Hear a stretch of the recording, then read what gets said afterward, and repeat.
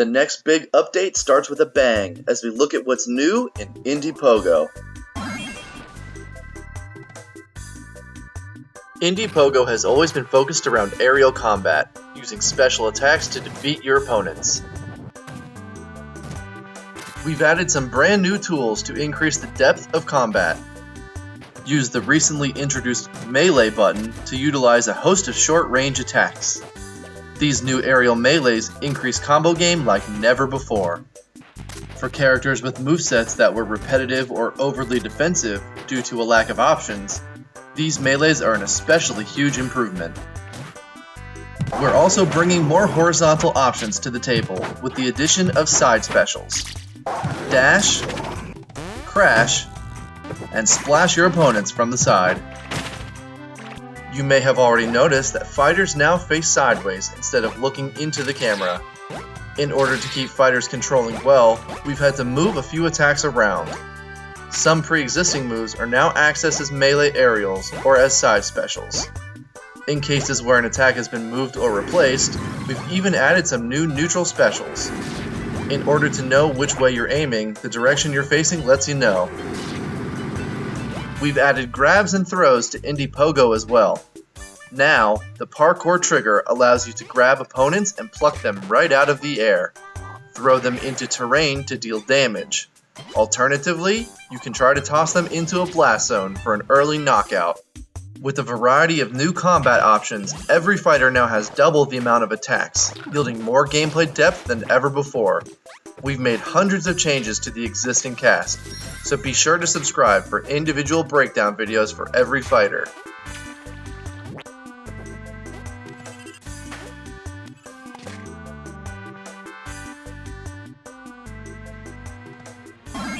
A long-awaited fighter has slipped out of the gungeon and into the battle. We've overhauled Indie Pogo's control scheme so that Bulletkin can use dual-stick controls in order to aim guns at full 360 degrees. There are limits though. Bulletkin must reload on the ground, which balances out the advantage you'll get from zoning with projectiles. Bulletkin's special moves are an amalgamation of a few enemy traits from the gungeon, as well as some universal techniques that all gungeoneers can perform, such as dodge rolling and table flipping. Bulletkin wields the Blasphemy for its melee attacks, representing the Caped Bullet. Uniquely, your sword deletes projectiles and fires bullets if you're at full health. You're even able to get more guns and common gungeon items from the chests that spawn with Bulletkin's Down Special. For a more in-depth breakdown of Bulletkin's kit, be sure to check out the development video in the description below.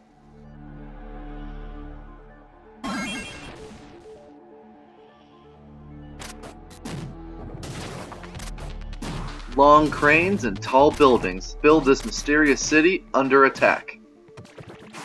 The Cannibalt Skyline is our biggest stage yet. Its wide open spaces make it an especially good choice for 4-player battles. With hazards turned on, ships that zip by at breakneck speeds fly throughout the stage, so prepare your positioning wisely.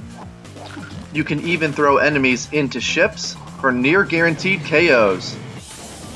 This is also the best stage to show off some new tech. If you get knocked away from the stage, don't give up. With the addition of the new dodge climbing mechanic, you're now able to recover up vertical surfaces. Simply dodge into a wall and use parkour to restore yourself from helpless state. But remember, you're just as vulnerable to an attack when you're on the wall as you are in the air.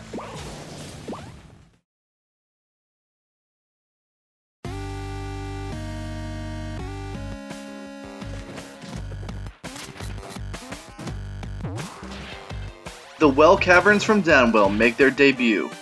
This stage is tall and walled in, which requires some vertical strategies. Unique to the caverns are destructible blocks that sometimes house gems. Collecting a gem adds towards your super, but be careful. Attacking a block leaves you vulnerable to your enemies.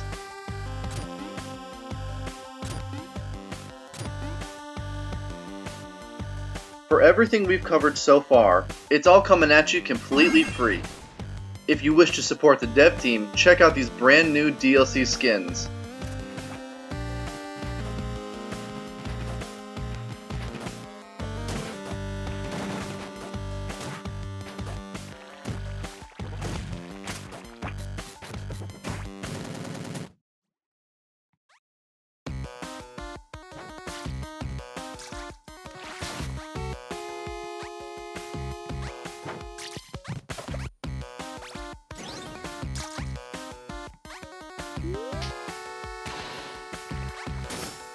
Sunfire Stardrop and Frog Taro will be available for a few dollars.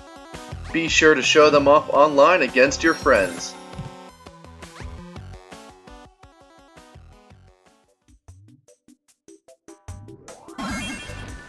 Looking for even more free content? Well, we've got you covered. Introducing Crown Pogo. This new game mode has players battling over a crown in order to score some points. While wearing the crown, its counter slowly rises, even as you dodge your enemies. You'll have to find a moment to stay grounded in order to cash in your crown points. Taking a hit will make you drop the crown, but if you happen to fall off while wearing the crown, your total points are cut in half. Creative kiting and mastering mobility are the keys to becoming king of the indies.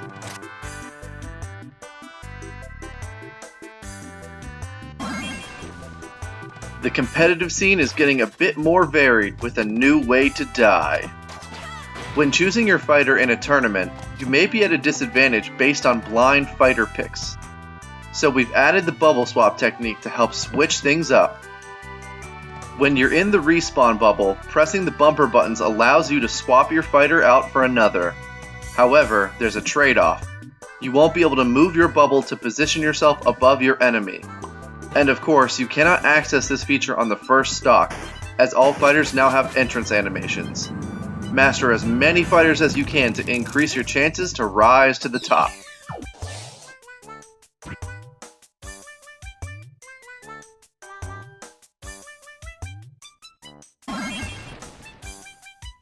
For those looking for more single-player experiences, we've added a new game mode called Infinite Pogo. Fight off an onslaught of opponents until you run out of health. Enemies start with 1 HP, and enemies that spawn thereafter increase their starting health by 1 for every kill that you earn. The higher your kill count, the stronger and smarter following enemies will become. The stage also randomly picks an aesthetic every time you play it to shake things up. That said, the layout remains the same to keep things fair.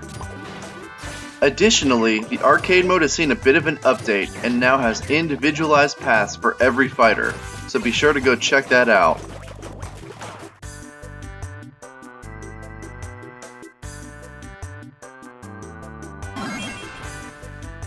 Profiles have gotten an upgrade with more features coming in the future. For those who own Indie Pogo and don't play local opponents, we're adding options to make profiles friendlier. You can now choose to set one profile as a default profile. The game will remember your default profile no matter what game mode you're entering, so you don't have to select it every time.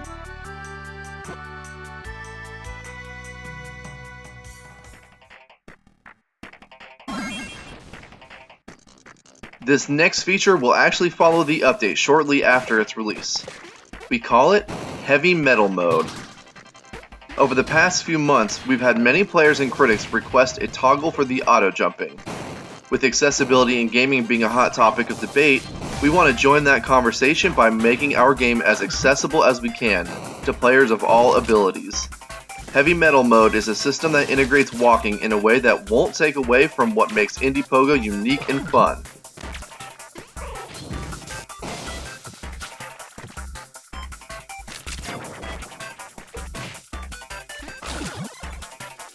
The past 6 months of development have brought on many big changes. Internally, we've been viewing this as more of an expansion pack than just a mere update. We're dubbing it the Heavy Metal Expansion, and with all of the major points covered, it's about time to wrap up this Pogo Direct. Well, there is one more thing.